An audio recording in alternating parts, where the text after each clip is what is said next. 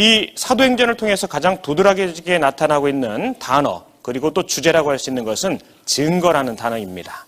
또한 증인이라는 단어가 사도행전을 관통하고 있는 가장 반복되고 있는 그런 단어에 해당이 되고 주제에 해당이 되는 것입니다. 이 사도행전에서만 증거, 증인이라는 말씀을 무려 30회 이상이나 사용을 하고 있습니다. 그 증인들을 통해서 하나님은 그리스도의 행하신 일들을 온 천하에 증거하는 일을 그들에게 맡기셨습니다. 그들의 행하는 일을 한마디로 표현하면 구원을 선포하는 것이죠. 그리스도로부터 말미암은 그 구원에 완성된 하나님의 일들을 세상 모든 사람들에게 선포하는 것, 그것이 바로 이 사도행전의 가장 중심된 주제라고 할 수 있을 것입니다. 하지만 그 증거가 증인들에 의하여 선포되는 과정들은 그냥 순탄치가 않았습니다.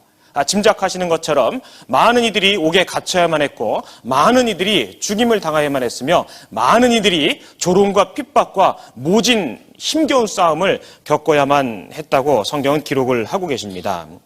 여기 앞에 1장 8절 말씀 같이 한번 읽겠습니다. 오직 성령이 너희에게 임하시면 너희가 권능을 받고 예루살렘과 온 유대와 사마리아와 땅끝까지 이르러 내 증인이 되리라 하시니라. 2장 찾아보겠습니다. 2장 32절. 이에 예수를 하나님이 살리신지라 우리가 다 이 일의 증인이로다. 3장 15절도 한번 찾아보겠습니다. 생명의 주를 죽였도다. 그러나 하나님이 죽은 자 가운데서 살리셨으니 우리가 이 일의 증인이로다. 그리고 5장 한 군데 더 보겠습니다. 우리는 이 일의 증인이요 하나님이 자기를 순종하는 사람들에게 주신 성령도 그러하니라 하더라. 이렇듯 사도행전을 관통하고 있는 가장 핵심적이고 가장 중요한 주제이자 단어는 증인, 그들을 통한 증거라고 할 것입니다. 그 증거들은 그러한 증인들을 통해서 온 천하에 선포가 되고 여러 가지 핍박과 압력과 죽음을 딛고 그 복음이 증거되는 모습들을 성경에 보여주고 계십니다. 그 증인들을 통해 증거가 증거됐습니다. 여러 가지 회방과 핍박이 있었습니다. 오히려 그러한 모습들 가운데서 더욱더 복음이 흥왕하는 모습을 동시에 성경은 보여주고 계십니다.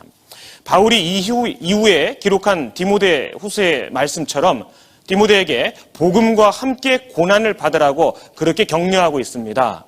그것은 마치 그리스도가 살아오신, 그리스도가 공생의 과정을 겪으신 내용을 요약한다고 할 수 있을 것입니다. 그리스도를 온전히 알고 이 땅에 그의 말씀을 온전히 전파하고자 했던 모든 사람들에게 복음과 함께 고난이 임했다는 것을 이 사도행전은 더욱더 자세하게 보여주고 계십니다. 1장 다시 한번 돌아가 보겠습니다. 1장 8절 제가 읽겠습니다. 오직 성령이 너희에게 임하시면 너희가 권능을 받고 예루살렘과 온 유대와 사마리아와 땅끝까지 이르러 내 증인이 되리라 하시니라. 증인이 되리라 라고 그렇게 말씀을 하고 계십니다. 증인이 되라 라고 하신 것이 아니라 되리라 라고 하시면서 그들이 증인의 역할을 하게 되는 주권적인 하나님의 뜻이 들어있음을 보여주고 계십니다.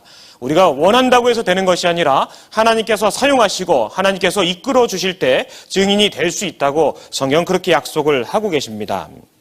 증인이 된다라는 것은 그냥 선언적인 문구가 결코 아니죠.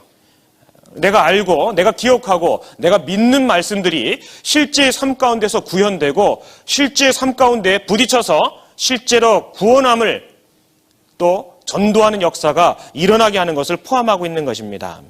증인이 되리라라는 것은 실제 삶 가운데서 그들의 행위 가운데서 그리스도의 복음이, 그리스도의 복음을 위한 희생과 그리스도의 복음을 위한 절제와 연합과 합력하는 일들이 드러난다는 것을 말씀을 하고 계신 것입니다. 아까 적어들었던 내용처럼 신약 성경에서 가장 많은 부분을 할애하고 있는 것이 바로 실제적인 삶 가운데서 체험적으로 드러나고 있는 체험서 21권인 것입니다. 하나님께서 약속하신 그런 말씀들이 신약시대에 와서는 그 말씀을 믿은 이들을 통해서 구현되고 선포되는 것을 보여주고 있는 것입니다. 그리스도인들에게 있어서 가장 큰 비극 중에 하나는 많은 말씀을 알지 못하는 것이 아닐 것입니다.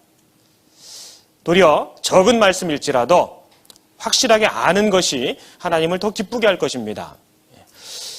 비극 중에 하나라고 생각이 됩니다. 많은 말씀을 안다 할지라도 실제 자신의 삶에 그 말씀을 믿는 믿음이 부여되지 않는다면, 알고 있고 익히 암송하고 있고 외우고 있는 그런 찬송의 가사들이 실제 삶 가운데서 적용되지 않는다면 그것처럼 비극적인 그리스도인의 모습은 없을 거라고 그렇게 생각을 해봅니다.